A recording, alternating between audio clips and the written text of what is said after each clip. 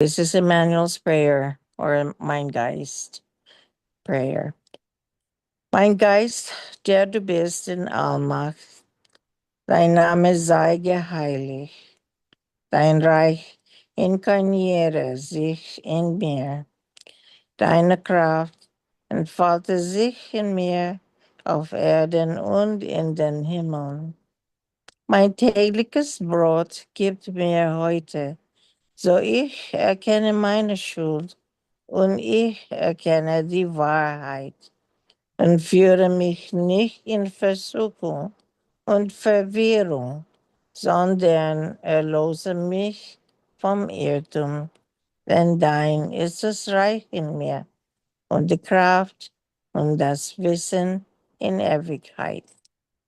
So now I'll do the 7 daily affirmations in German and English. The daily life affirmations. Ich lebe in Liebe. I live in love. Ich lebe in Frieden. I live in peace. Ich lebe in Freiheit. I live in freedom. Ich lebe in Harmony. I live in harmony. Ich lebe unbeschwert.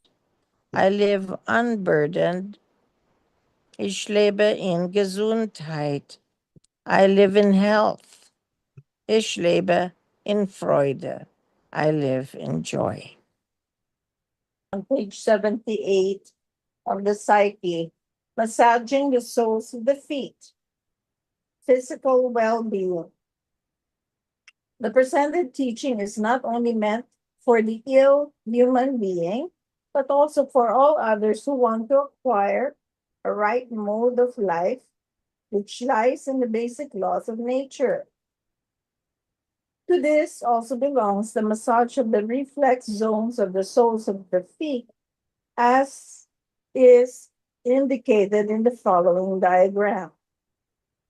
The nerve reflex zones of the entire body are concentrated in the feet. I, therefore, specifically in the soles of the feet, thus, very many afflictions can, in effect, be healed, eliminated, or at least quite tremendously alleviated by an appropriate massage of the soles of the feet, a fact which was already well known by the old Chinese and other ancient peoples. Therefore, it is also only comprehensible that very many human beings who do not have sufficient foot exercise or natural massage or walking barefoot in the natural surroundings are befallen by all possible afflictions and must even take into account severe psychic damage.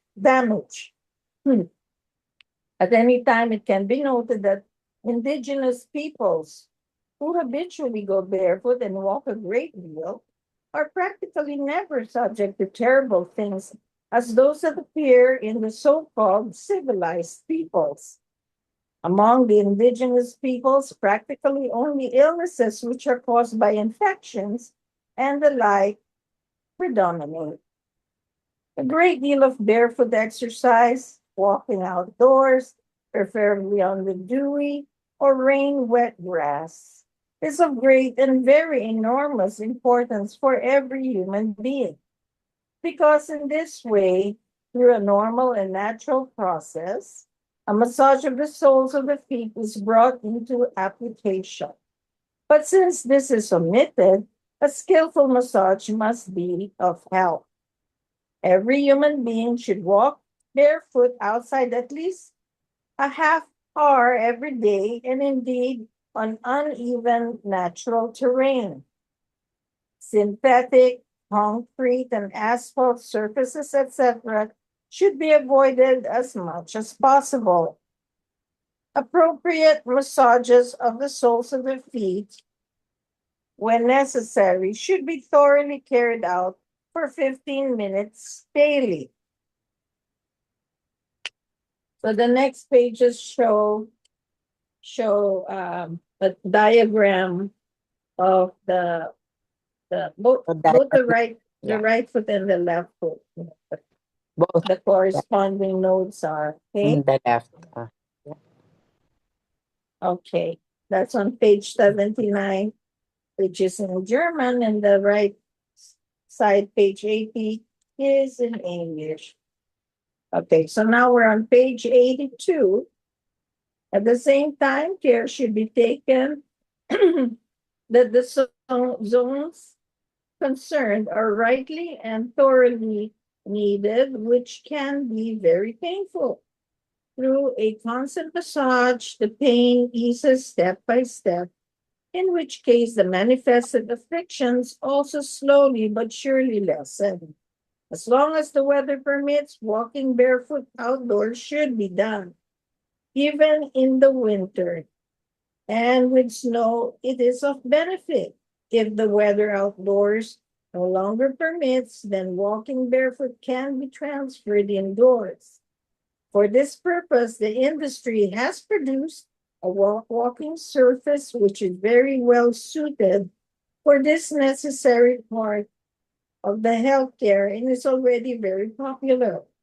The assumption is false that heavy shoes with thick soles are health promoting and good for the feet. They are just good enough to perform certain functions or to carry out special activities. Other than that, however, only very light shoes with quite thin soles through which practically every small pebble is felt are, are of the real benefit. For walking and hiking on flat ground, only thin and lightweight footwear with thin, soft soles and flat or low heels is recommended, even if various know it alls are of a different opinion. The author of this text has hiked about 250,000 kilometers in 43 countries over a span of 15 years in very light and thin soled shoes or in gym shoes, in which case deserts and steeps, country roads and asphalt streets, rock deserts and mountains, and all other possible types of ground and roads were traversed. For pure mountain trails, appropriate mountain footwear was worn. Daily achievements of 100 kilometers with a backpack were thereby normal distances, an achievement which is disputed even by renowned experts. Other than some infections, other afflictions were never noted, neither of the body, consciousness, nor of the feet or anywhere else. The pampered and untrained human being will certainly feel pain in the beginning while walking in light and thin footwear, which additionally have only flat or no heels, since his or her feet are deformed or alien due to the previously worn improper and health damaged footwear. Therefore, for the purpose of walking, if at all possible, no shoes with heels of any type should be used, rather, only shoes with flat or low heels and with soft soles. It is of absolute advantage when one walks barefoot as much as possible. In order to neutralize existing or appearing afflictions of all kinds, a good foot massage is necessary, which must be carried out according to exact specifications. This must be carried out at least once a day. The use of a natural massage oil is thereby advantageous. So Yeah, we're gonna yun naalala ko nung okay. sa Pilipinas pa ako, bata pa ako, nag-aral ako ng reflexology dahil healers ang mga espiritista. So, one way ng tulong ko for healing, kasi merong common na ginagamit ang mga espiritista, you call it passes ang tawag. Yung gano'n lang mula mula ulo hanggang buong katawan, hanggang paa, yun. Passes ang tawag do'n. Mga ilang minutes, mga 5 minutes yata yun, passes. Pero dahil hindi naman ako medium at particularly mga medium ang talagang good healers. So, ang ginawa ko is nag-aral ako ng reflexology na yung mga points, yung parang massage na konti, hindi hindi yung talagang style ng isang nagmamasahe sa massage parlor, hindi gano'n. Yung sa akin, ano, yung dinidiin mo yung fingers mo sa buong katawan mula ulo, sa face, hanggang dito sa may braso. At particularly, ang ginagawa ko, kamay lang at saka paa. Yun ang inaano ko. Naaanuhan naman sila, naaalwan na naman sila pag ginagawa ko yun. Yung pagpisil-pisil ko doon sa mga daliri nila, may kasamang masahe din. Gagamit ka ng 2 fingers, iipitin mo yung mga fingers nila at ayun, mga ilang beses na gano'n. Yun, gagamit ka talaga ng oil kasi 'pag hindi, masakit mag-massage ng kahit light massage kung walang oil. Yun namang ano, yun namang paglakad sa paglakad ng barefoot, naranasan ko na din at paborito ko 'yan lalo na sa beach, 'yan, tanggal agad yung tsinelas ko at ako, naglalakad sa ano, ang sarap kasi buhangin. Siyempre mas masakit pa nga na maglakad sa mga lugar-lugar natin, baka ka makayapak ng matutulis na bato or what. Pero ayun, and then naranasan ko na din yung nung nag-aaral pa kami nina Renz noon, diyan sa esoteric. Napunta ako ng ano, ng New York noon bago ako tumawid ng Canada. So, may contact pa ako sa kanila at ang sabi nila, "Sige ano, tita mag-ano ka, maglakad ka sa yelo, sa snow." Naku, napakahirap no. Sabi niya 5 minutes, naku hindi hindi ko kaya ang 5 minutes, baka siguro 1 minute o 2 minutes lang. Kasi lalabas ka, ang lamig, yapak ka. Ano, pero naranasan ko din 'yun and until now, nung napangasawa ko nga itong husband ko na nasa farm kami, tina-try ko pa din yung lumakad sa snow ng kahit konti lang. Kahit isang yapak lang, bibilang lang ako siguro ng mga hanggang 10 at babalik na ulit kasi hindi mo matatagalan talaga yung lamig. 'Yun lang, thank you.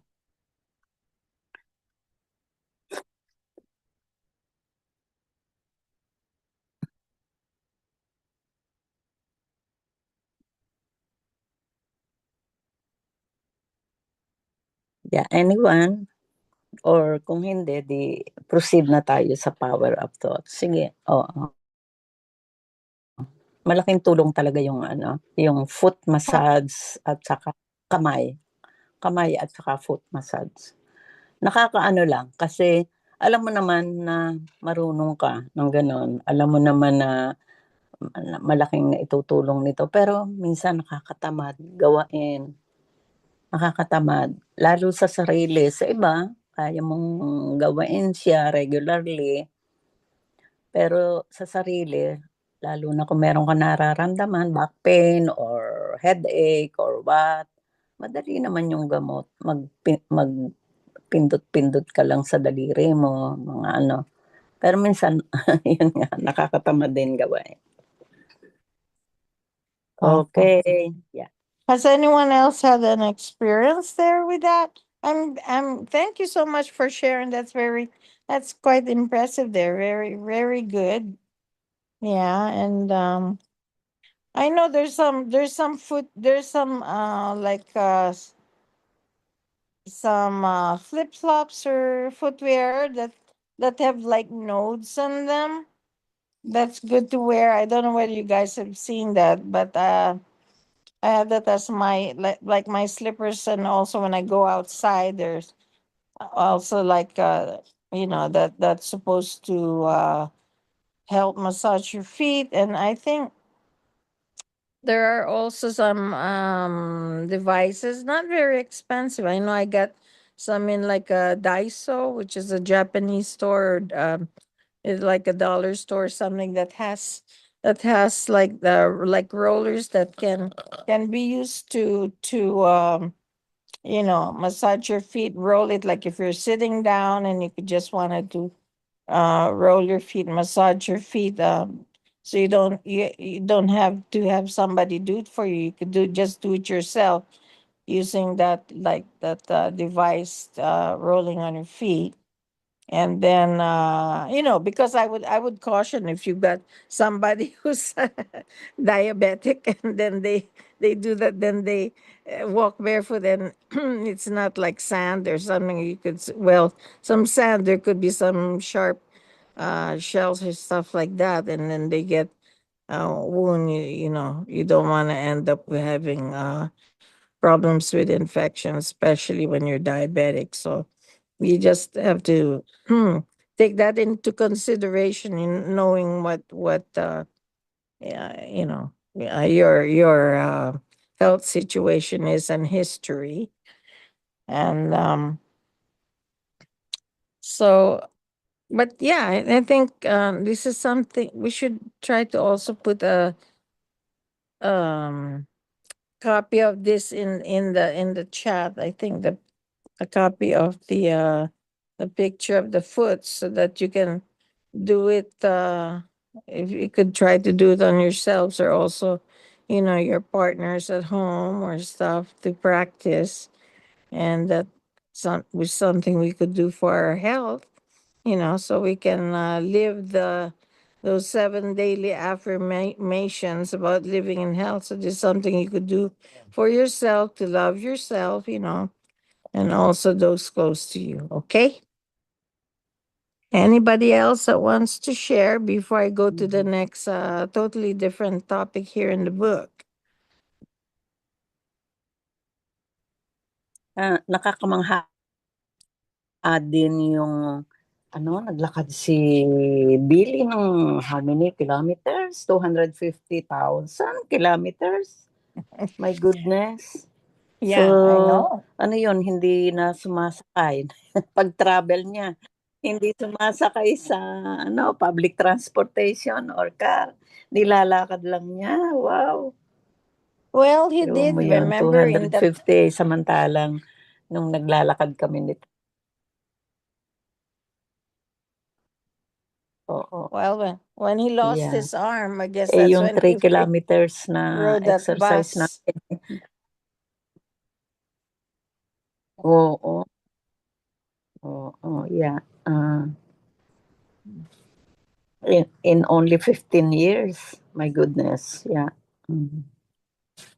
Okay. Okay, ready? Okay. Ah, All right. Now we're yeah, gonna kung go. walang mag-share. Oh, Okay, we're quite a lot here, huh? Delbert, Kuya Ray, Noy, and Richie's also here. Yay! And Zor. Okay. All right, we'll continue then on page 86. Here we're talking about the power of thoughts. What the human being thinks, that he or she becomes. Every human being who occupies their thoughts extensively with one matter sooner or later falls prey to it, for better or for worse. If distinct imaginings or wishes are persistently cultivated over a long period of time, then the corresponding deed or the fulfillment of the wish will occur inevitably at a certain point in time, completely on its own and without special determinations of the will. It is exactly the same with the effects and the belief in any one religion. Only that here, a holy figure, an empty phrase, or frippery, or as is most common, a Godhead is decisive. The belief that God, a human being, as his representative, an object, or any formula is able to achieve a quite distinct effect allows this wished for effect to become reality, an effect which in religious circles is referred to as a miracle and the like.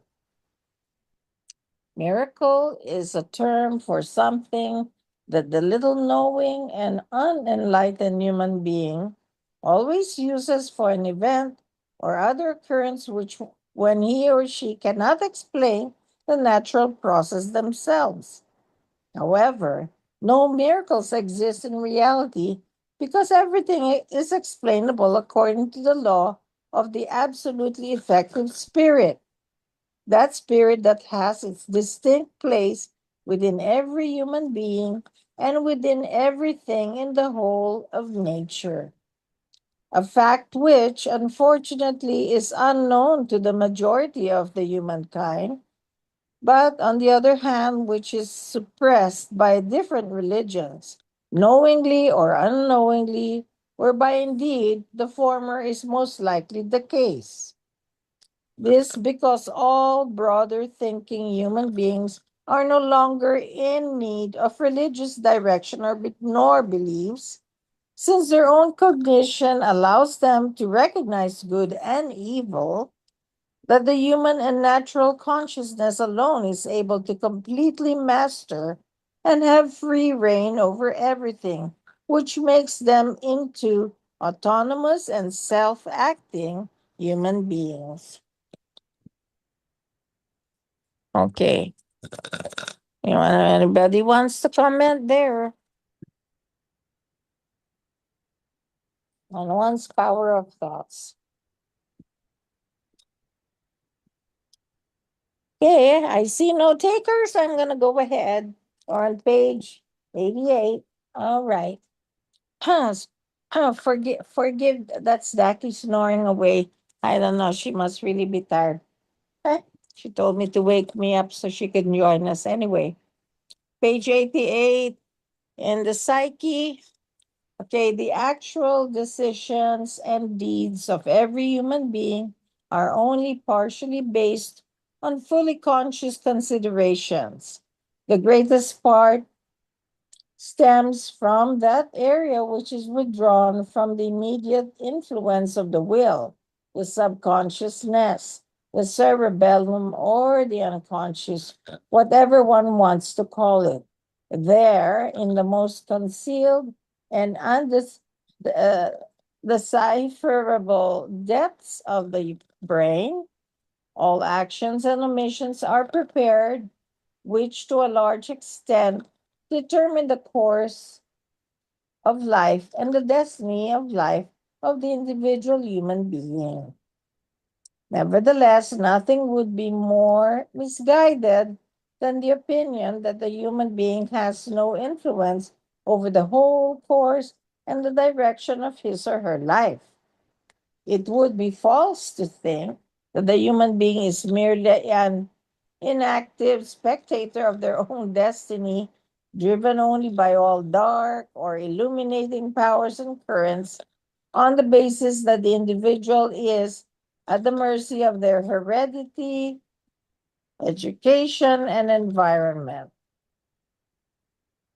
Since precisely here, the personal power of thoughts and the personal life attitude of each individual steps into action.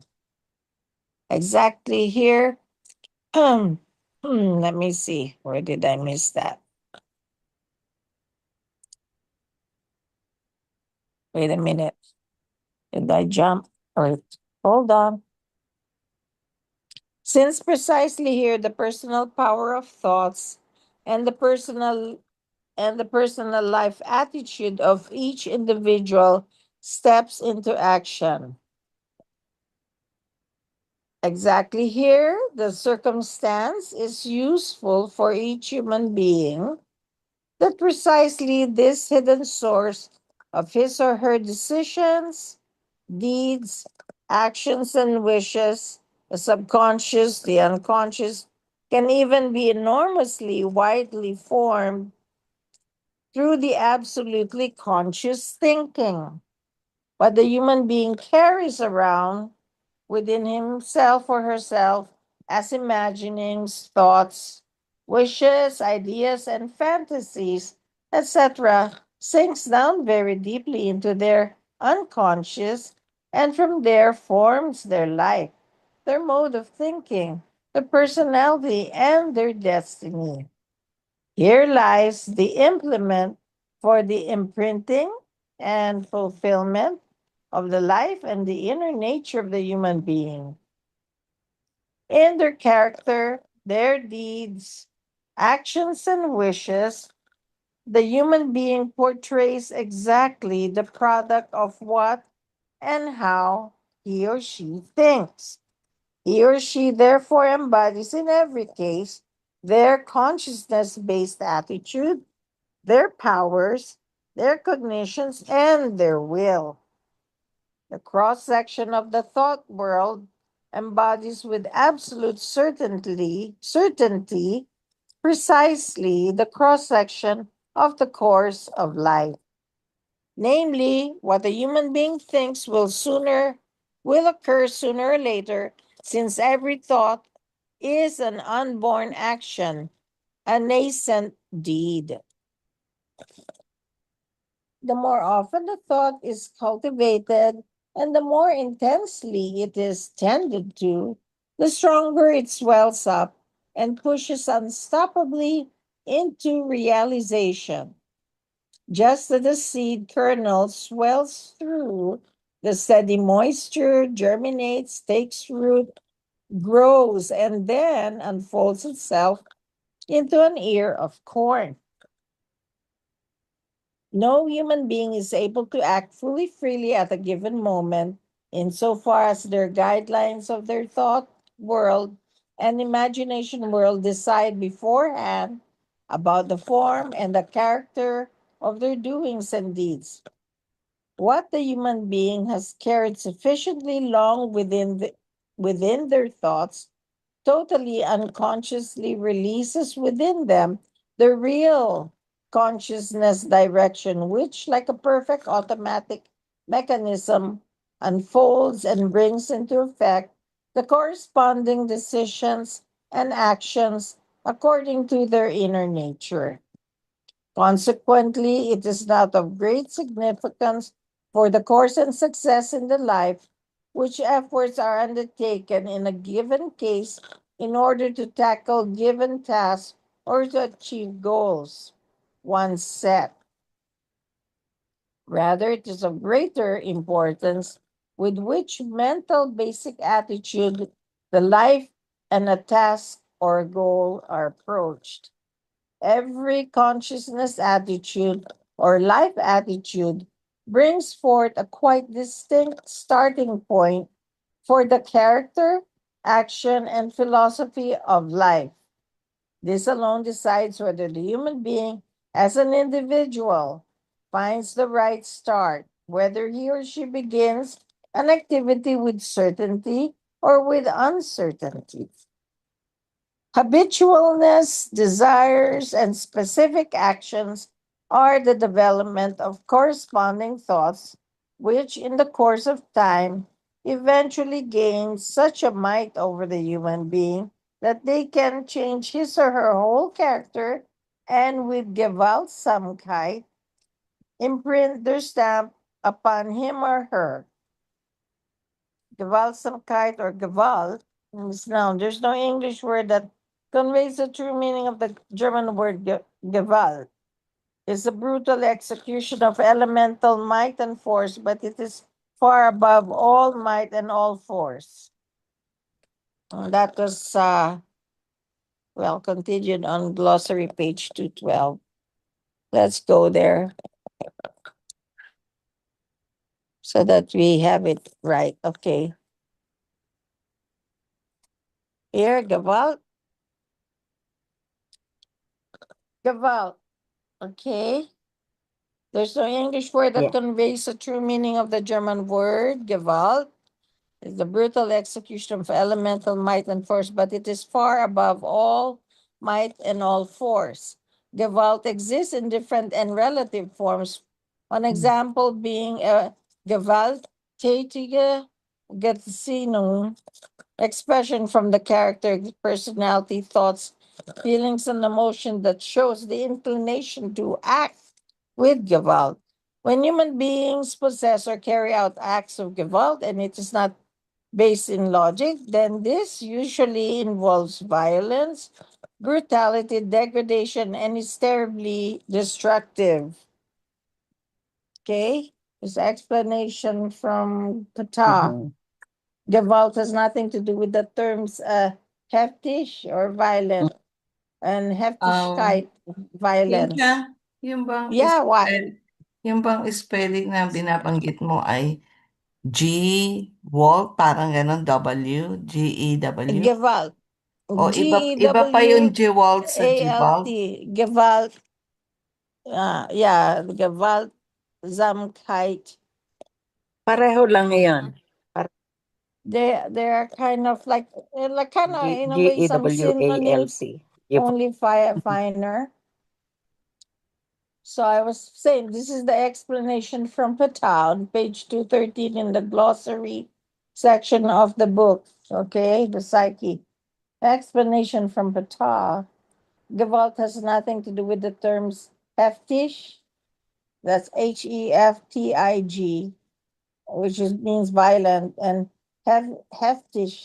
heftigkeit or violence, because the old Lyrian term with regard to Gewalt means Gevilla, Gewila, and it is defined as using with all the coercive means that are at once disposal, physical, psychical, mental, and consciousness based powers, abilities, and skills in order to carry out and carry through terrible actions and deeds. Like for example, I was the thought just sprung into my head like those that are even uh say there's people who are able to use their psychic abilities like telekinesis and stuff like that, like in like Darth Vader when he can use his mind to choke you or something like that or kill you just using the force of his mind, Mm. something like that too, because they're talking not only physical but psychical, mental, and consciousness based powers. So those the remember we were talking about the clairs, the extensions of the senses and stuff like that, that people can use to manipulate the environment. Okay. Now just two more word. Yeah. So Gewaltsamkeit is the noun, the state or quality of being with Gewalt, a deed or behavior that is Gewaltsam. So that should explain that sufficiently. So it's good to know that. So it's not just physical, okay? It's psychical. It's psychological or also mental powers that are involved here. Okay. All right. So we got that through. Uh-huh. Now the next. All right. So let me repeat that paragraph that had that word that we just expounded on. Habitualness, Parang, desires, and parang may gusto kong sabihin. huh? It's Fraser. And let me just finish that Parang, paragraph I just parang, read okay. with that word, okay, so that we can discuss things. Habitualness, desires, and specific actions are the development of corresponding thoughts, which in the course of time eventually gain such a might over the human being that they can change his or her whole character, and with Gewaltsamkeit, imprint their stamp upon him or her. Insignificant thoughts wishes and fantasies continuously and daily nourished become all controlling demons. But one is able to control these again if one deprives them the power of life, namely the thoughts and imaginings from which they originated and have been nourished. Okay. You had questions or sharings? Go ahead. Ate Helen, you were gonna say something. Hindi, parang may narinig ako kanina na gusto mag-share. Hindi ba si Delbs or si Francis? Para lang nadinig ko yung boses nila konti. Yeah. Anyone? Yeah, mag-Tagalog tayo. Mm-mm. Anyone? Magli-listen lang daw si Richie. Oh, yeah, he's probably busy there. All right. What will I try to think? Yeah, so see, there's a lot we can do. Yeah. I want to get into that reflexology and then also just be mindful about the thoughts that we feed ourselves daily, not only about ourselves but other people, because this also affects them. We have to be aware that we of our swinging waves. Okay. So yeah. Yeah, very common. No? Very common ito sa mga household, kahit espiritista. At minsan nga napag-usapan namin ito sa loob ng sentro na why rely on plants. Yung sa may pinto mo, meron ka diyang yung lucky plant. Tapos yung dahon, anuhan mo, yung kakabitan mo siya ng red ribbon. Tapos yung iba naman, may cat, no? Yun sa may pinto, maglalagay ng cat. At yun, isa sa mga practices. So, hindi lang belief ang nagkocontrol sa atin or na doon sa might of the thoughts, kung hindi, yun ding mga beliefs ng iba. Kasi belief yan ng Buddhism ba? Yung mga cats na yan at mga Buddha, ito nga tinitirahan Oh, namin. Yung that's tapat such a ng pinto lucky cat namin, because may malaking Buddha, no? no, yeah. Well, they have like the Oo, lucky cat. lucky cat.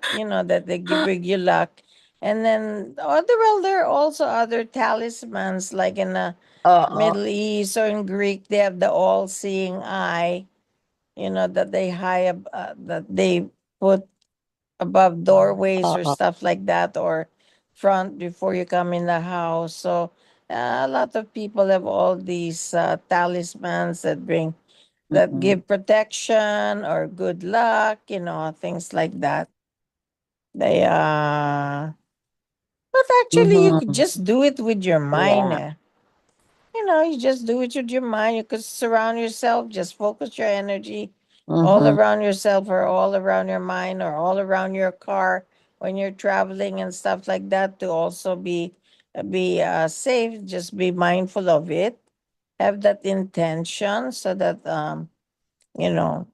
hopefully a part of your brain will keep attention also so that you could protect yourself. So there are different ways of doing it. And yeah. Well, like me personally, I have concerns about my weight and stuff Yeah. like So that ngayon, I need to nabago work. na ako. on. Okay, go ahead. Ngayon nabago na yung mga beliefs natin. Hindi naman beliefs, kundi sa dami ng mga sticker natin, peace symbol. So napalitan na 'yon lahat, peace symbol. Yung wallet ko ay may peace symbol, yung car meron siyang sticker na peace, yung pinamigay ni JS noon ng mga keychain, puro peace. So parang nabago na yung way of thinking na laging naisip natin yung peace, yun, peace. Yung bahay ko, iniwan ko siya na dinikitan ko yung pinto, bintana, yung fence ng peace, lahat yun may peace na sticker. Yan. So one way na din ng nag-i-spread ka ng peace sa environment, sa kapaligiran through that sticker na natanggap natin. Yun. Mhm.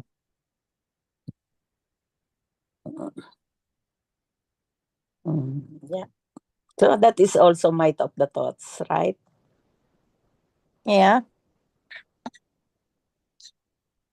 In fairness naman dun sa iba, Mhm. Ate Helen, kung sakaling nakikita nila yung sa mind Mm-mm. nila na yun ang nakakapag-influence, nakaka-attract sa kanila ng wealth, kung meron ng pusa sa na gumagano-ganon yung kamay, Mhm. it doesn't matter kahit ano pang ilagay mo, maglagay ka ng Oo halaman nga. or ano. So, mind pa rin naman ng tao ang naghihikayat o yung nanghahalina. So, just to be fair sa kanila, it doesn't mean na para isipin natin na they're doing wrong or something nasa sa tao rin naman na nag-iisip kung ano yung nakaka-attract sa kanila. That's probably kahit ano pang ikabit nilang sa bahay nila. Ganun po.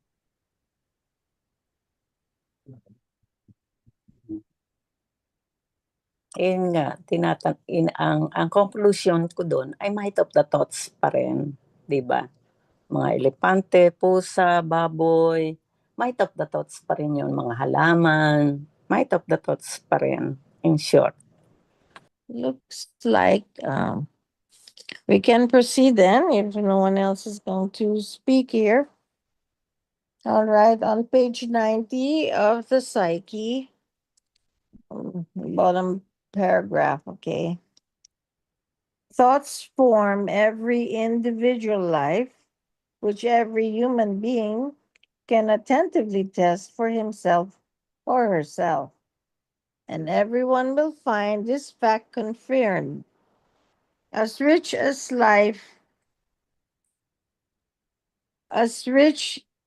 a life was in good, forward pointing, and life promoting thoughts, as great and life promoting were the successes. As much nonsense, despondency, pusillanimousness, and life incorrectness is contained, as rich as it was with disappointments, privations, and sorrow. Only strong, broad minded, and courageous thinking leads the life upwards, whereas weak, narrow minded, and faint hearted thinking oppresses, breaks, and finally destroys everything. Thus, fundamentally, every single human being, indeed, even every family and every nation, has to live exactly the destiny and the life which, in thoughts, they have prepared for themselves.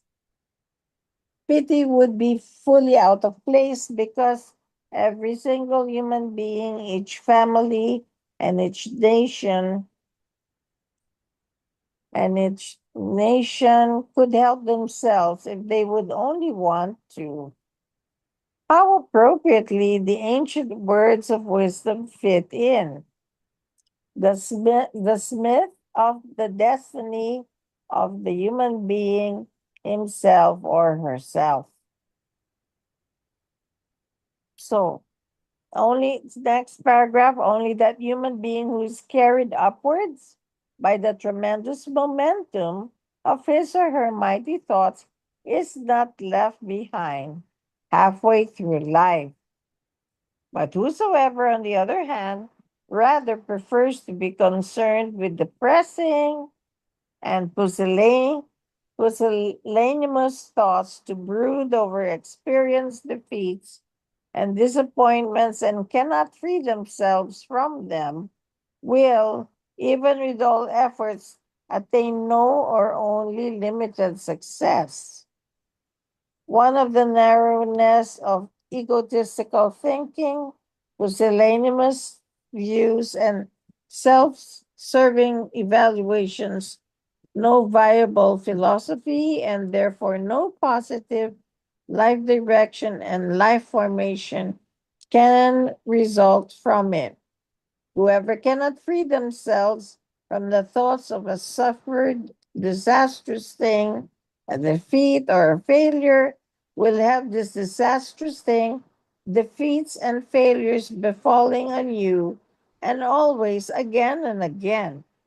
Whoever is continuously afraid of evil, mischance, and other terrible things literally conjures them up until they strike and destroy him or her. With worries only, new worries are bred, and whoever sees only grievances and the dark side of their surroundings, they themselves will be caught in grievances and on the dark side of life. Okay, let's look up this word, pusillanimous or pusillanimousness. Just a moment.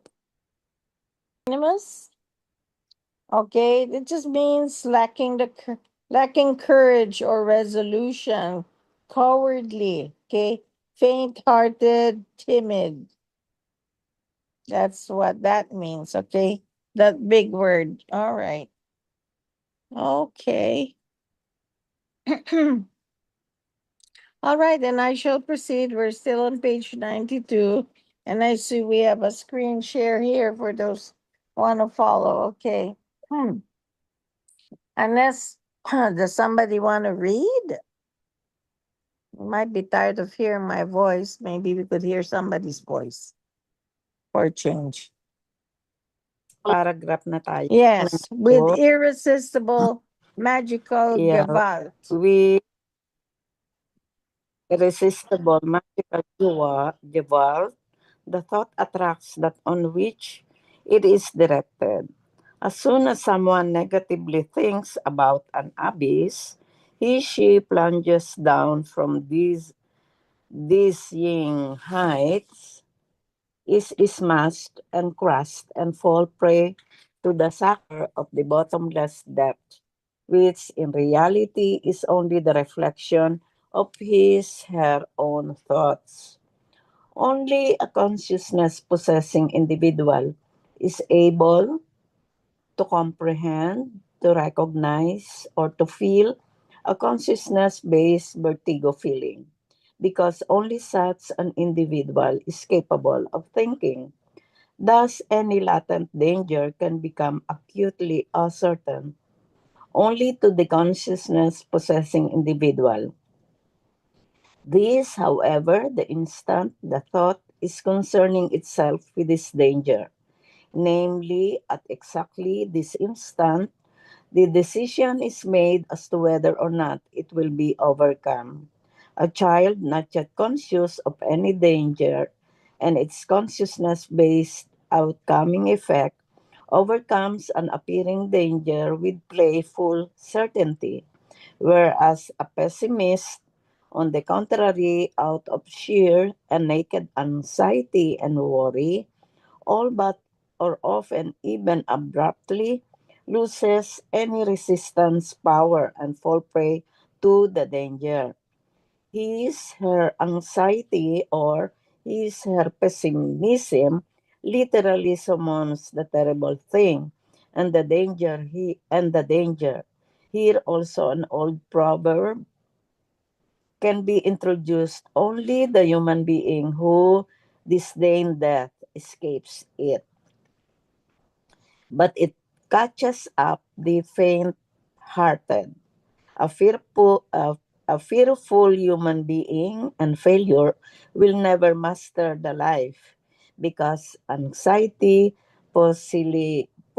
pusillanimousness, despondency, consciousness-based unconcernedness, and inactivity in the long run destroy with absolute and horrible dual every inner security and every will for the positive life.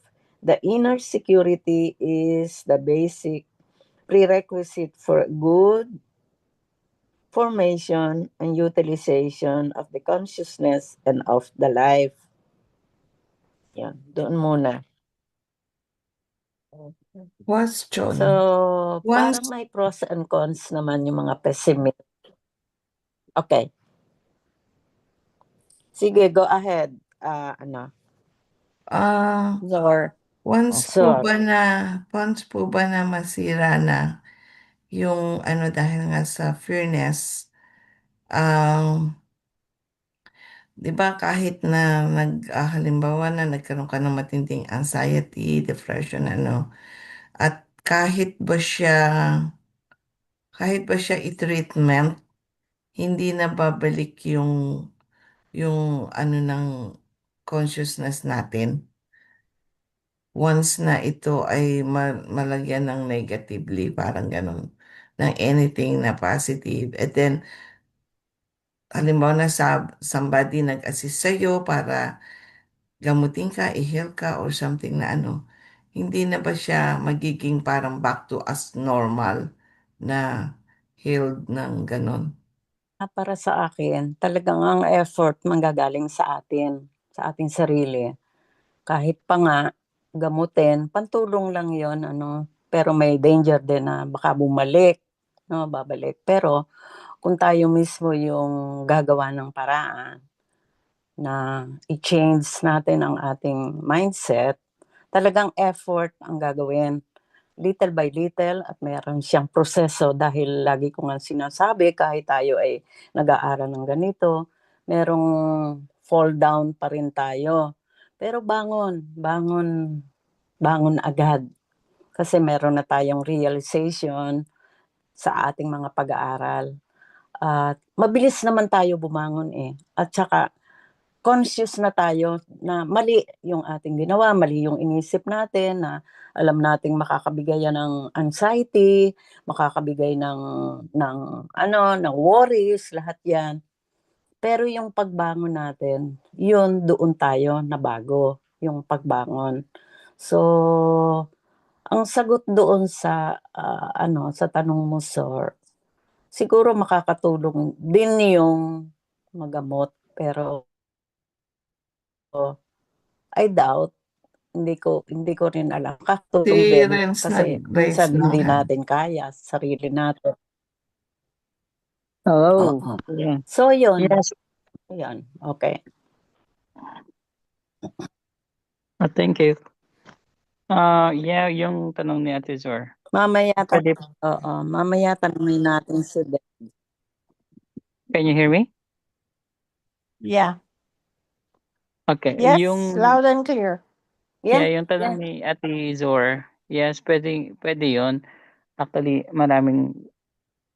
pwedeng gamutin yun. Or pwede siyang i-reprogram as long as walang damage yung brain natin. We are all capable to change everything. Kasi nanggagaling yun lahat sa thoughts natin, di ba?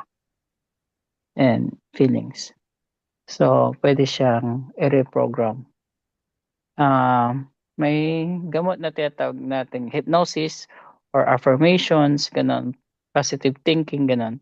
Sa yung ang technique dito sa atin, sa pag-aaral natin. Kaya meron tayong prayer, yung Nicodemian, 'di ba? Nagpapatungkol 'yun sa sarili natin, 'di ba? Ang aking kamalayan o aking spiritu, whatever. The Nicodemian's prayer or yung mga affirmations na mental block meditation na pwede nating gawin. Isa yun sa nagpapalakas ng ating kamalayan or yung thoughts natin, yung might of thoughts. Kasi the problem kasi kapag masyadong pessimist yung isang tao or negative thinker gano'n, akala nila negative lang talaga yung nangyayari sa kanila sa buhay nila. But in reality, sila mismo ang lumikha nun sa sarili nila.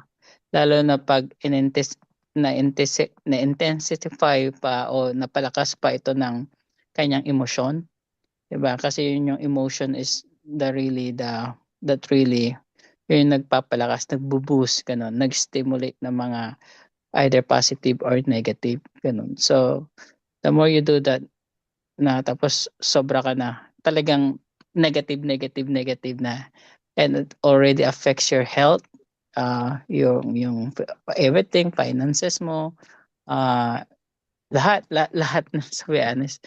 Kasi nandun ka na sa parang mm, kumunoy, yung kumunoy, I don't know if Ate Cynthia knows that, but like a sinking sun na unti-unti ka nang nilulunod ng pessimism mo or negative thinking, et cetera, et cetera. So, you must, pag naramdaman mo yun, you must change your thoughts. Tapos yung feelings mo, palitan mo na. You should create at least tumingin ka in a neutral way sa paligid, sa pag-iisip mo, kailangan mo talaga siyang baguhin. Kung di mo kayang gawin mag-isa, pwede ka magpatulong sa mga psychologist, ganun, or mag-mantra ka, ganun. Mantra is very important din sa ating concentration at pagbabago o pagre-reprogram ng ating thinking. Ganun, if you use some mantra. Yun lang. Inano mo tong screenshot, nabasa ko tuloy ng forward pa. Hindi pa 'to nababasa eh. I think parang meron ding kind of na paliwanag mo. Although hindi pa nga nababasa kasi bitin pa yung ilalim na depending on. Pwede tuloy na lang yung pagbabasa. I think meron din siyang magandang no, wag mo alisin yung ano. Wag mo yan kasi hindi pa nababasa yan eh. Tapos, habang nagsasalta ka, binabasa ko na ano. Tuloy na yung, sino ba yung nagbabasa kanina? Si Ate Helen. Ate Helen. And Okay. also yung give out, just gusto ko lang din magdagdag doon sa give out. So, 'di ba yun yung give out is brutal execution of force, 'di ba? Yung parang namimilit o sapilitan, ganun. Well, there's also another counterpart niyan, yung give out some lagi kahit, 'di ba, which is a logical use of give out, ganun. So, actually, if you're gonna use that other part of give out, it will become positive and beneficial sa ating consciousness, sa ating psyche, ganun. And anyway, because there's always a counter positive and counter negative, di ba? Yung give out. So, yun lang. As long as you use it in logical way. Alright. Especially dito sa nakalagay dito sa babasahin pa lang ni Ate Helen. When the Mm. consciousness-based life of the human being is no longer aligned with a distinct guideline, he or she loses the foundation of their consciousness existence. So, parang pumasok sa isip ko, is this permanent? Mm. Kasi Sige, baka mamaya dagdagan. nasa mga next page pa yung ano yung mga kasagutan. Let's continue. Oo, at saka dagdagan ko pa din kasi pagka talagang malala na yung ating fear yan eh, fear yung pagiging pessimist. Damay na yung health natin, lalo na yung nervous system natin. So, iyon na ang gagamutin ng medical, yung sa medical na, kasi hindi na halos kayanin ng tao pagka yung nervous system mo ang naapektuhan. So, aasistihan ka ng mga gamot. Ang dami naman nakakita ako ng mga gamot para dyan. At yun, matutulungan ka doon. Pero mukhang malala na pagka naapektuhan na yung nervous system dahil nga sa sobrang emotion na ginamit natin sa pagiging pessimist. Yung sobrang fear, depression, and life uncertainty, and many others. So, ituloy Yeah. ko yung basa. Pwede mag-comment lang ako, Sige. Tita Helen, regarding nervous Sige, system. sige. Kasi, di ba, we Okay. know the nervous system that's really commands our everything, right? Yun yung mga galaw natin eh. Galaw ng ating katawan. Actually, yung ginagawa ng doctor, actually, they don't understand really the deep of psyche, kung paano gumagalaw yun. Yung mga nagpapapalpitate, like naninervous sila, etc., stammer, etc. That's part of the nervous system, but behind that, they don't understand the subconscious mind, diba? Subconscious of the human being. Actually, kahit na anong gawin nilang injection or paglagay nila ng mga pills para kumalma ka or something like that, it won't resolve it. Even Billy told us you cannot resolve those kind of yung mga treatment na ginagawa ng medical ngayon. Because in reality, ang nagpo-form kasi ng mga lahat yan, ng mga pessimism, negative thinking, anxiety, worry, etc., is our thoughts, our consciousness, diba? Our feelings, kanon. So, it's heavily programmable yon. So, the best way is talaga is reprogramming of your consciousness. Kaya, nauuso yung hypnotism, ganon. Hini-hypnotize nila yung tao so that they can think it differently, they go deeper, ganon. Kaya it's better if they gonna talk sa mga psychologists, ganon, na they understand how subconscious work ng isang tao, ganon. So, if they put pills or ganon, talagang magkakalma siya pero eventually pag wala nang epekto yung pills na binibigay sa kanila, and they will go back to the thing until they become dependent na sa mga gamot, and they don't even resolve the root cause kung bakit sila nagkakaganon, and their health is really affected, ganon. But it temporarily it's okay, but they need to go deeper way how they going to revise yung kanilang subconscious and yung consciousness ng isang tao. Ang hirap naman kasi sa nowadays, like yung sister ko dinadala sa ganun. Ang problema, binibigyan pa rin, ini-issuehan pa rin nung psychiatrist yung ng gamot Yeah. to pampakalma. Well, So, hindi it's a nagiging business. natural ang healing kasi nga ini-involve yung gamot. Nagiging dependent ngayon siya sa drugs. Correct. Well, it's a business eh. So to be honest, kapag talagang they want to heal, 'di ba? Ang dapat nila gawin is this is my own thoughts. Dapat hindi nila dadalhin sa isang clinic lang. They should put in kapag doon sa lugar na nature, ganon, magkaroon sila ng walking, with involvement sa nature, yoga, meditation, uh, everything. I-release nila yung mga physical yung positioning na ginagawa, i-release natin yung mga tension, ganon, etc. etc. Lahat like yung mga actually napapanood nyo ito sa YouTube or sa Reels, yung hinihila nila yung dila, yung tongue para maalis yung tension, lahat and everything. So there's a lot of going that yung mga nagre-retreat sa Bali o Indonesia, actually some guru ginagawa nila yun. They just remove everything, their fear, ganun. But that's a proper way of healing. Hindi yung, okay, kausapin mo yung psychiatrist mo, just take this one, ganun.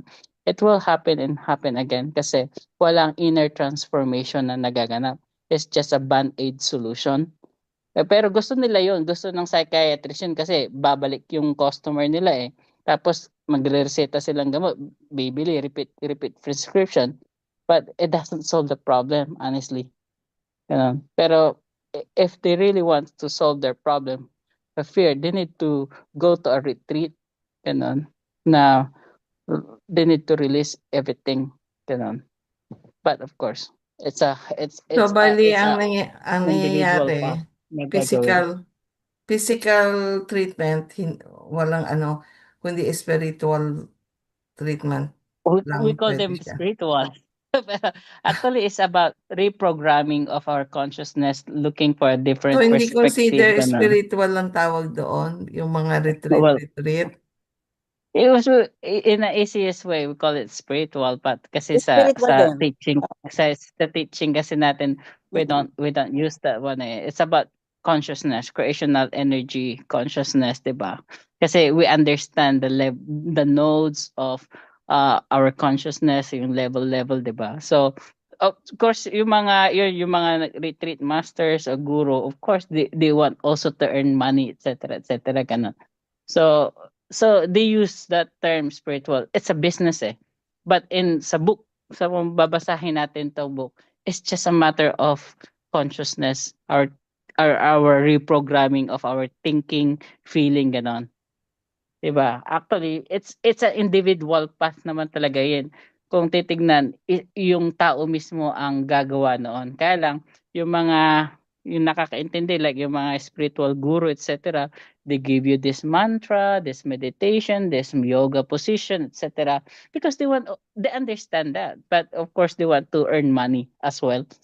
Ganon. But in reality, kung wala ka ng gastusin, o sabihin mo lang, oh, ganito, baguhin mo. But of course, human beings, kapag di talaga siya nag-aaral, hindi niya rin naintindihan yung sarili niya, hindi niya rin naintindihan kung paano siya mag-isip, malabo sa kanya yon. So, kailangan niyang pumunta doon sa mga proseso na kaya niyang gawin, 'di ba? Like join the retreat, spiritual session, etc., etc., ganun. But as long pero yun kasi it can be temporary also. Kasi baka maging dependent na sila sa retreat, maging dependent na sila sa yoga, sa masters nila, sa guru nila, ganun. But in reality, we don't need those. It's just a matter of reprogramming our consciousness. Ganun. And how we think positively and neutral positively, ganun. Yun yung turo dito sa libro. Ganun. So doon Yeah. din, But Dagdagan ko yan, Reds. oo. So doon din papasok. So doon din papasok yung spiritual healing na ginagawa sa sentro. Yung passes nga, yun. Kasi energy yung parang merong energy ka na inaalis, negative energy na tinatanggal mo doon sa tao. And then pagkatapos ng passes na yon, nagkakarga. 'Di ba? Ganun ang ginagawa natin. Passes muna and then karga. Nagkakarga tayo ng positive energy, tinatanggal muna natin yung negative energy. And it works naman. At plus yung nakikinig sila sa mga aral sa sentro, kaya nga napakahalaga pa rin na hindi tayo umalis sa sentro dahil yung mga sharing natin sa ngayon ay naiba na. And then ang mga nakikinig, hindi naman tayo nagpo-publicize kasi pare-pareho naman tayong mga espiritista dati na tayong naandun. So hindi na tayo nag-i-influence kung hindi yung baguhin man lang natin yung the way na sinishare natin dati, merong bago na nagiging interested sila dahil bago. And then meron na tayong foundation dati. So madali silang makarelate. So yun ang nakakapagpabago din sa tao, sa atin na kung tayo ay pessimist, kung tayo ay merong wino-workout sa ating mga sarili na hindi natin matanggal-tanggal, talagang napaka-bilis, kumbaga napaka-effective na way yung pag-aaral na ginagawa natin ito at na-share natin sa ating kapwa espiritista. Yun lang. I think si Richie may gustong sabihin. Yes, dagdagan ko lang rin yung sa sinabi mo. Yun nga yung tawag dito, yung sa mga recovery na ganyan, sabihin natin, sa hypertension or sa mga diabetics, may mga path kasi na the easier way and the hard way. Yung sa mga hypertensive na may karamdaman, the easiest way is mga simple steps pero it's a long process. Yung restrict mo lang yung diet mo, controlling mo yung mga dapat mong kainin.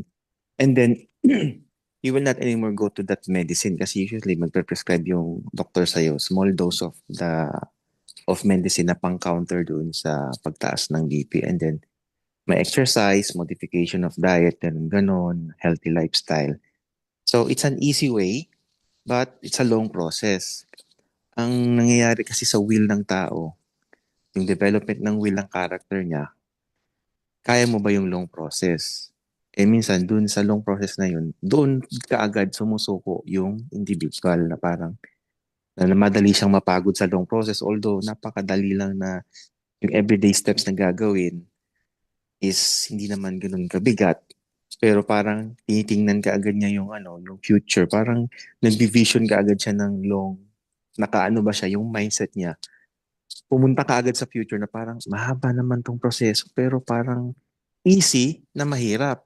So madali siyang sumuko. Tatry niya ng mga ilang months. Pero babalik na siya sa dati. Kakain siya ng mga bawal, gano'n. Sabihin niya. Anyway, may gamot naman. Ngayon, pag babalik siya sa doktor, hindi bumababa yung BP niya, tumataas. Sabihin ng doktor, ano nangyari sa ano mo? Ba't hindi ka sumusunod sa regimen? Sabihin, si doktor masarap kumain. Parang napakalayo ng goal natin. Ngayon, tataasan na naman ng doktor yung dosage niya. Ganon. Habang hindi niya, hindi niya kinocomply yun, pumupunta na ngayon siya doon sa the hard way. The hard way is, Yeah. o yan, ito na, tataasan natin yung gamot mo. Totally, wala nang lasa yung pagkain mo. Dati may konting lasa. Ngayon, wala na. So, ang question dyan is yung sa will, yung sa personality, sa psyche ng tao, ano yung nangyari? So, sa akin, ang masasabi ko dyan, it has to do with the confidence na pwedeng matrace back doon sa development ng mind niya during the childhood years. Meron din kasing mga na dapat we let our child, yung mga children na ma-experience nila yung disappointment, yung failure, pero wag natin sisihin na it's their mistake. Parang it's part of life na minsan you have to have a mistake, logical mistake, yung talagang tawag dito, mistakes yan talagang kailangan maranasan ng tao dahil we are not perfect human being na along the way we will make bad decisions and then we have to face them, and the one who was giving support is we should not let the children or the individual tell na hindi normal lang magkamali. Kasi parang we are taking the confidence na ma-solve nila yung problem. So, nandun na yung fear na magkamali sila. Nandun na yung fear na nag-overthink sila na in the future na ito yung mangyayari. So, in the end, parang ayaw nilang mag-move. Nag-stuck sila sa middle. So ngayon, magre-reflect yan in later life na pag may mga ganyan silang problema. Parang, although may confidence sila, pero hindi ganun kalakas yung will. Parang konti lang, adali nilang sumuko. Bumabalik sila ulit na, ay, wala na akong magagawa. Kasi, ganito na lang ako, ganun. So, i-compare mo dun sa isang individual na na-develop yung will and confidence niya at an early stage. Yung mga simple is madali lang niya ma-surpass. So yan pa lang tayo sa hypertension. Yan, hindi pa talaga siya more on sa psychological mind ng problem ng tao. Pag pumunta tayo sa psychological mind na problema, dun yung mas matinding challenge kasi the way you think, the way you perceive things around the surroundings. Pag maganda yung development ng will and character ng tao, madali siyang mag-reflect yung mga sinasabi ni Renz, yung mga affirmation, yung mga meditation, mga yoga. Kumbaga, hindi siya magiging dependent doon. Parang bridge lang yun na pag nag-okay na siya, hindi na siya magiging dependent doon. Kasi parang, gumaling na ako, okay na ako, I can refocus kung ano yung mistake na nangyari noon. It's either I will limit it, yung repetition, limit it, or hindi na siya pwedeng ulitin. Ganun. So it has to boil down sa formation ng personality, character para mapalakas natin yung will ng isang tao. Yun lang yung sa akin. Thank you. Yeah. Dagdagan ko lang, sorry. I just think some thanks Richie for that. Also yung yung kasi yung marami kasing technique, identify mo kung saan nanggagaling yung mga anxiety depression, negative thinking, ganun. Kung yung isang tao ay parang isolated siya or introvert or something, hindi siya lumalabas ng bahay, mostly they suffer a lot of anxiety and pessimism in psychology.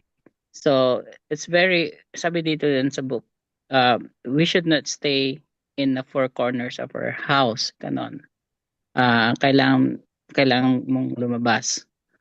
Kailangan mong umalis, ganon, makipag-socialize, maglakad-lakad, ganon, etc., etc. Because that's how you going to train yung psyche mo to become better.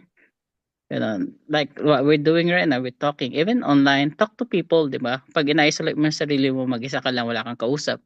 That's really comes yung mga fear, anxiety, depression, etc., etc. And pangalawa din, yung breathing. Yung importante yung paano tayo huminga. That's the most important part. Pero sabi natin easy, yung sinasabi ni Richie, madali lang to, easy. Pero we're not conscious about it and tinatamad tayo gawin, di ba? But breathing, yung paghinga lang natin is the most important thing para malis yung mga anxiety and fear natin eh. Di ba kapag dati yung bata-bata pa ako, lagi ako na nervous. Pero nung natutunan kong mag-stop, huminga, mag-grounding, ganun. Very important din yung grounding, yung maglakad ka na naka-barefoot to stimulate yung mga nerves mo sa paa mo. Ganun. Or i-massage mo lang siya anywhere na pwede siya mag-stimulate, like yung acupuncture o yung Shakti mat, yung may tusok-tusok na mat, yung yeah. Yeah. You can Meron. step on that or step on the sand, step on the stone, or cold feet doon sa mga malamig and something like that. Just to stimulate those nerves sa mga paa mo. That's really help to release all the tension, fear, etc., etc. Ganun. Tapos yung comment ko din doon kay Tita Helen about yung sa spiritista, those really help. Ganon yung mga passes, yung mga ganon. But in reality, we need to explain to them that they need to do it themselves. That sila yung yung ginhawa sa sarili nila. We just triggered them. Diba? Kasi yung mga spiritual healers, sabi dito, we know that they are just charlatan. They're not really healing the person, but it's just stimulating their consciousness para mag-activate yung self-healing ng isang tao. Kasi meron tayo talagang self-healing at sa ating consciousness na sa brain, ganun. If that stimulates o na-triggered, ganun, automatically yun talaga na magpapagaling sa isang tao. So, in sa if we gonna go back kung anong explanation nun, it always boils down sa sarili pa rin, 'di ba? Sa sayo, manggagaling sayo. But of course, people cannot understand that. Hindi nila madaling maunawaan yon. So they just, they be dependent to others or dependent to anything. But if they understand that already coming from them, and that's easiest way. 'Di ba? Pag na-accept na rin, kailangan manggaling sa loob, sa sarili ko, sa pangloob ko. Ganun. Yeah. Okay, nangangalay na yung kilikili ni Kuya JS. Kanina pa siya Ay, nakaready. kanina pa ba? Sorry, hindi ko makita. Thank you, Madam Moderator. Talagang kailangan may moderation eh. Oh, Wait. Anyway, yes. this may sound repetitive, pero back to basic lang ang aking approach. Primarily, nag-umpisa yung ating mga binasa tungkol sa healing. Nasundan ng Gewalt, nasundan ng Gewalt Sangkay, nasundan ng mga tanong na kagaya ng sinasabi na mga artificial medication, yung mga practices ng healers. So yan ang nangyari sa atin for the last 2 hours. Babalik ko lang ang ating paa sa lupa. Ano ba ang ibig sabihin ng librong sight? Ang pinag-uusapan sa librong site, yung ating kalooban. Sino ba ang umiepekto sa ating kalooban? Yung bang nasa labas? Yung bang nasa loob natin? Yung bang kung sino man ba yun? Yan ay mga tanong na dapat masagot para makuha natin kung ano yung approach na makaka-counter yan. Kasi merong sinasabing Gewalt eh. Gewalt. Yan eh, hindi lang papalabas yan eh. Pwede yan papaloob sa sarili mo. Sarili mo, tinatadtad mo ng effort na yan o ng condition na yan. One thing good is that meron kong tawagin ni Gewalt Sankay. Yung positive approach naman, using the same force that you use when you use the word Gewalt. So may pangkontra. Paano ngayon natin papahalagahan yung dalawang napakahalagang salitang yan, Gewalt and Gewalt Sankay?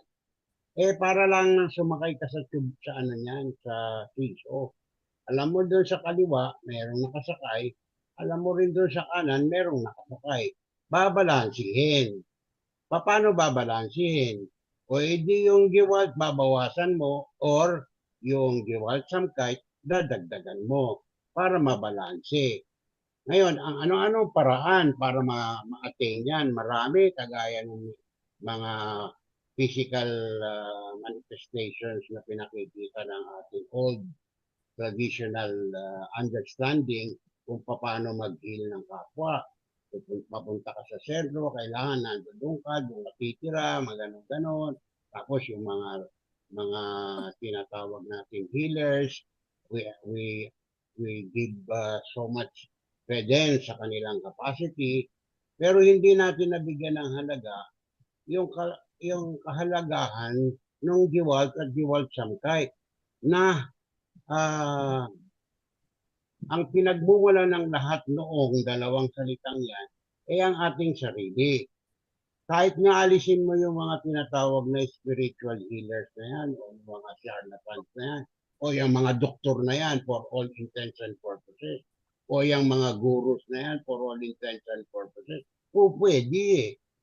Kasi you have all the capacity to do it for your own self. Ikaw ang lalong nakakaalam kung gaano ba katindi na yung negative effect na nilalagay mo sa iyong kaisipan. Alam mo, pag binawasan mo yun, you are exercising Gewalt Sankay. Therefore, yung pagbabalanse will come naturally. Ang problema, hindi natin yun madaling gawin.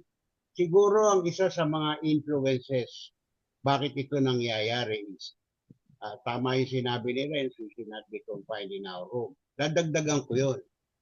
The place where you are could have been influenced by negative swinging waves. How do you go about negative swinging waves? Sinasabi, magpapaganito, mag-insenso, mga ganon. And the better thing to do, and the easiest thing to do, is to get out of that place temporarily if necessary or permanently if indeed talagang napakatindi ng negative swinging wave in the place you are staying. Sino mag-check or sino magbabalidate nun? Who will investigate? Walang iba kundi ang ating sarili. Tayo ang sensitive enough to say, bakit maganito pakiramdam ko every time nandito ako sa lugar nito? O bakit naman pag nandoon ako sa ibang lugar, hindi ko naman nararamdaman? O bakit naman kung lumapit ako sa sentro, maganda ang pakiramdam ko?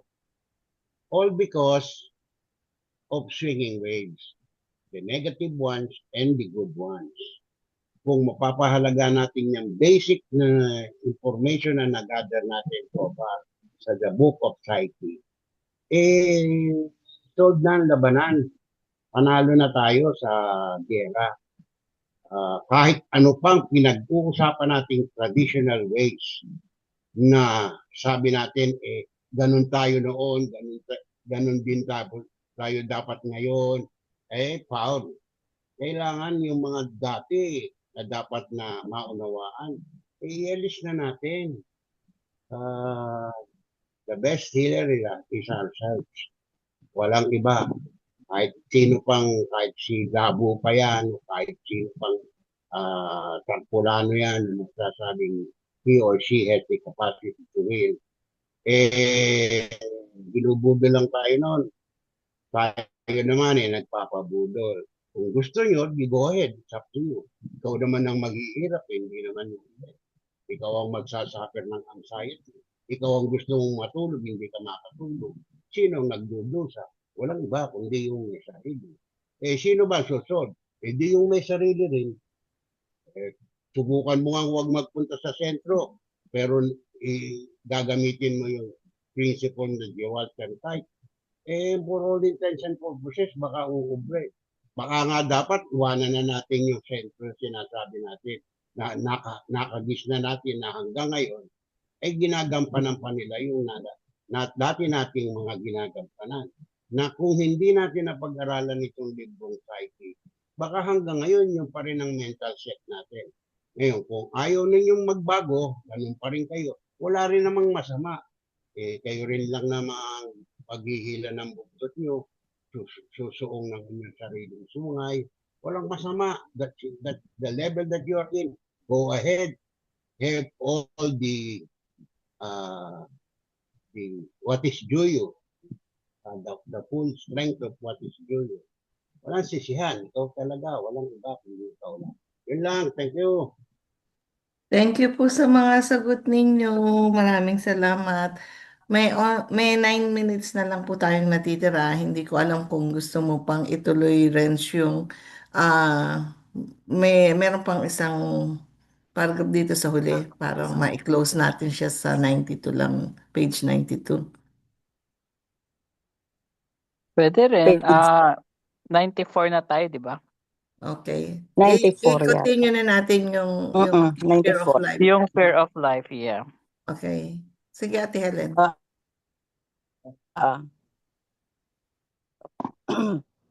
Sige, fear of life, depression, life uncertainty, and many other things with the same characteristics are the consequences of a lost life and consciousness orientation. When the consciousness-based life of the human being is no longer aligned with a distinct guideline, she loses the foundation of their consciousness existence. No personality and no character grow by themselves. Bakit? They are formed, grow, and unfold themselves according to quite distinct leading thoughts. To possess a character means nothing other than to live exactly according to the consciousness-based guideline. Its evolution and advancement to hold fast to it and to advocate for it tapusin ko na lang yung paragraph na yan. Depending on the consciousness standing and its evolution, the character of the individual human being is shaped. Thus, it lies in the power and in the choosing of each individual human being themselves as to how their character is generated or altered. As long as the human being still possesses this enormous gift, to that extent, she is also still able to represent their own firm point of view in the world or in their surroundings. Only in this way can she form a clear world view and be a real human being. Ayun. Hanggang doon lang yung paragraph na yan. Okay, yung kanginang tinatanong mo, Ate Helen, bakit ka mo yun sa fear? So, gusto ko lang na din sa yung kanina, di ba yung question ko? Hindi pa rin ako nagkaroon ng definite na nakalinawan doon sa tinatanong ko na permanently ba yun? Kasi balik mo doon sa Renz, doon sa fear. Na Actually, sinabi ko sabi na niya, is not permanent. ha? Sinabi So, ko oh, kanina Parang nasagot naman. na is not permanent as long as Nasagot your brain naman is not ng mga damaged. sumunod. Pagkatapos ko, oo. so hindi siya Oo. permanent ang Tsaka tayo magiging. talaga yung gagawa ng para. Hindi siya permanent. Ano lang siya, Of tita. course. Medyo, Hindi Reprogrammable siya kasi ang permanent. consciousness natin eh. meron lang siyang mga long-term yung treatment. May iba depende sa will. Kung malakas yung will, medyo mapaaga yung treatment. Pero pag yung nga, medyo yung will niya is character hindi ganun well developed, it will take time. Pero hindi siya hopeless. May pag-asa. Kasi di ba yung nakasulat nga dito, when the consciousness-based life of the human being is no longer aligned. So from the start na halimbawa na hindi na siya naging aligned, sa guideline, he or she loses the foundation of their consciousness. Diyan naman tita, ang ano dyan is, may na-recall ako na ginagamit ng mga evil na tao. How Mhm. do you destroy a person? Parang sabi, you have to break that person. How do you break that person? I-break mo siya if you introduce the belief of hopelessness. So, if you introduce hopelessness, tas meron kang control sa kanya, ito lang yung magiging solution. Magiging dependent siya sa'yo kasi nandun na yung belief of hopelessness. Pumapasok tayo sa belief. So, it loses yung sinasabi dito, it loses yung totoong buhay na dapat niyang gampanan. Wala na, parang yung personality niya nasisira na, yung character niya, not permanently, parang nasuppress lang kasi. Brinake mo na siya eh. You break his or her personality by introducing hopelessness. Tapos, maging dependent siya dun sa taong nag-break sa kanya na sasabihin sa kanya, dito sumunod ka sa akin, ito lang yung pwedeng way.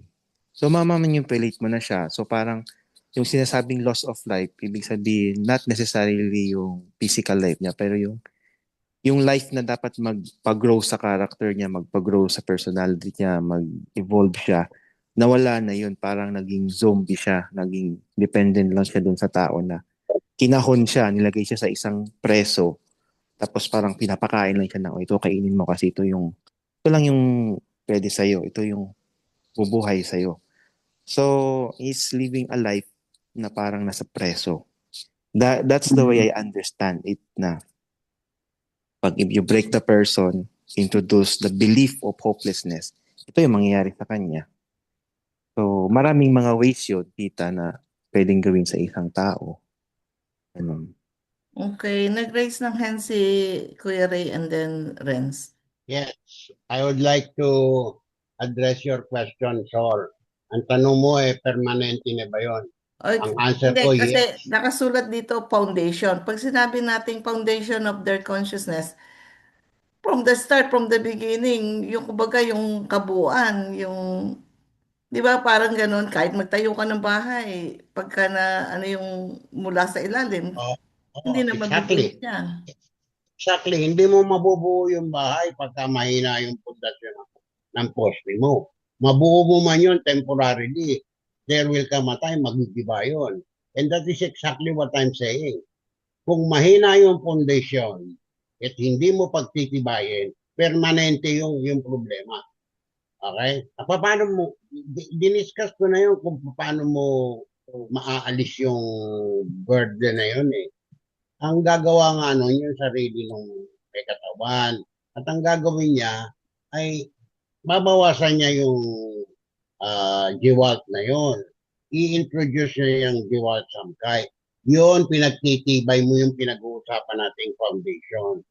Lalagyan mo na siya ng formwork, lalagyan mo ng bakal, lalagyan mo ng simento, sa halip na diwang-diwang na kahoy lang ang gagamitin mo. So, therefore, pinagtitibay mo. Sino gagawa nun? Yung may katawan. Kaya ang tanong, ang So, sagot bali, total rebuild ang gagawin natin. well, Parang ganon. maybe or maybe not. Kung konti In lang ang one problema. life lang, or you have to wait na the next life mo na I lang don't siya know. mabibuild pa. I don't know how long it will take. It will all depend doon sa may katawan eh. And how intense the change he wants to have. Nasa sa kanya eh. Ako nga, ikinwento ko sa inyo, yung pagsisigarilyo ko nung araw, 36 years ago. Completely, tinigil ko yun eh. Isang buong, halos ilang sticks pa lang ng sigarilyo nakuha ko dun sa kaha na dalaga ako sa dibdib ko.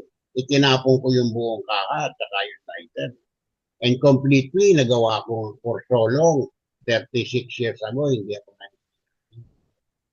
Pero ngayon, nabago na ang situation because at that time, sabi ko, I need to have more time para mapagtibay ko yung aking kaalaman.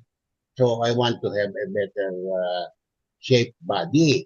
Ngayon I'm ready to go anytime Kaya okay lang ako. Kung magkaka-cancer man ako, kahit dahil sa nagtataba ko ngayon, that will come 20 years from now. By logic, hindi ko na siguro aabutin yun. So, enjoy ko na konti yung pwede kong enjoy. Niloloko ko rin ang sarili ko, sa totoo lang.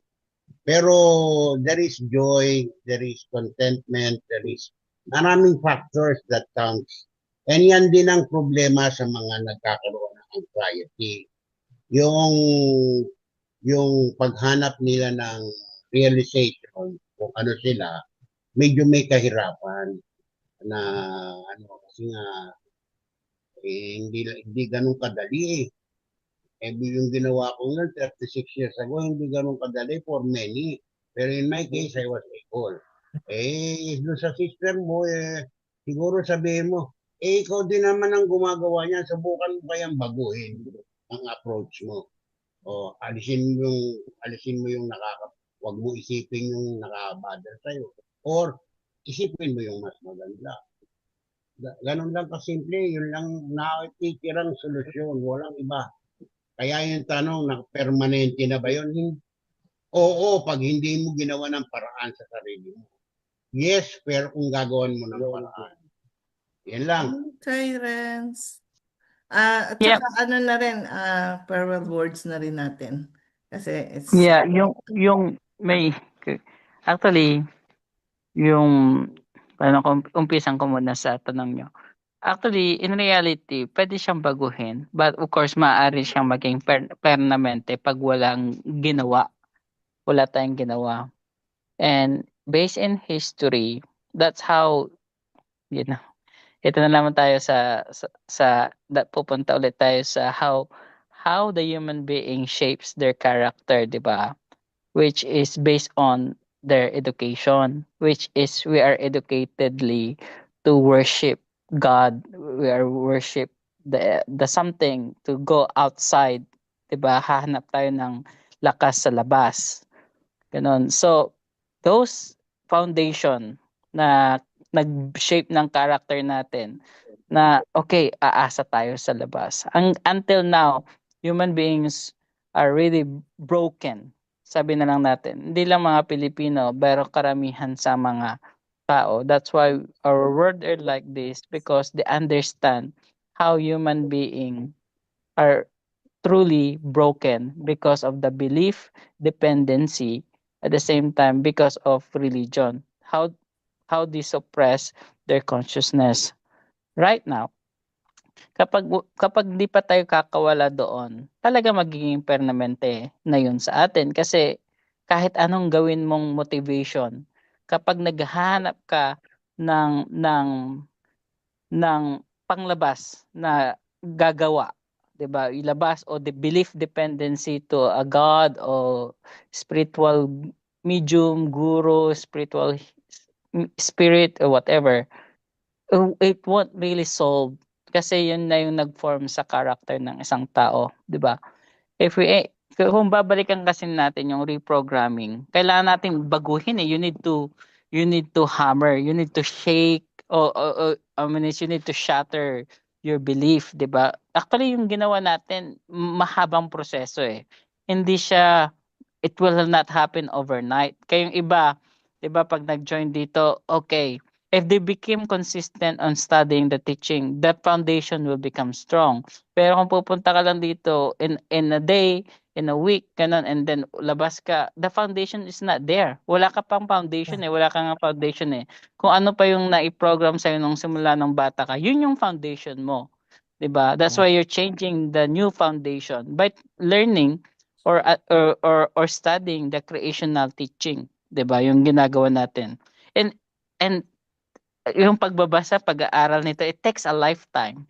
Hindi lang itong lifetime na ito, but babaunin natin ito in the next lifetime. So we're going to inherit yung impulses again to do this. That's why it's very important na in-nurture natin yung sarili natin sa creational teaching ngayon kasi that's shape our character also and impulses eventually in the future kasi 'di ba yung kahit yung reborn nga yung reincarnation is not real, but of course the teaching will be there, right? The impulses kasi yung personality natin is built from previous personality, na it's more evolved, more gathered more wisdom, knowledge, etc., etc. So we had those values or essences na nandito na ganon. Kakailangan mo talagang tibagin lahat yung mga nakaraan mo. Kasi kapag di mo iwanan yung mga dati mo pa, it will haunt you. Hihilain ka nun pababa. Kakailangan mo talagang siyang iwanan. That's how you move on and to create a new foundation and a new character sa sarili mo. Ganon. Honest, that's in reality. Billy mentioned this before. Yung like for example yung example niya doon sa monk, yung monk nagbago siya ng religion pero dati siya pastor ng Christianity, priest pala, naging priest siya. Pero nung namatay siya, instead na nawala na yung sa kanya yung mga worshiping ng mga idols ganun. Pero subconsciously bago siya mamatay, bumalik sa kanya yon. Bumalik sa kanya yung mga ginawa niya noong yung mga bata pa siya because heavily conditioned siya sa Catholicism ganon. Pero nagbago siyang religion nung tumanda siya. But it still came back because hindi talaga siya nakawala doon sa foundation na yon. So it's very important talaga na change the foundation of your core, 'di ba? Yung kung ano yung and this is not easy. This is not easy, to be honest. It takes a lifetime. It takes many times to break those cycle ganun. Kasi kahit ako noon na nag-aaral na sa teaching ganun, pero still bumabalik pa rin kasi our subconsciousness are really powerful too. Yung mga napag-aralan natin nung una, kailangan mo talagang either bitawan totally or you need to change it with new foundation or new teaching ganun. It's about subconsciousness, it's about consciousness talaga. Yan lang. Thank you, Renz. Mas lalong lumiwanag sa akin yun rather than dun sa... Kasi na-relate kasi yung mga answer nitong huli dun sa sickness na unang tinanong ko.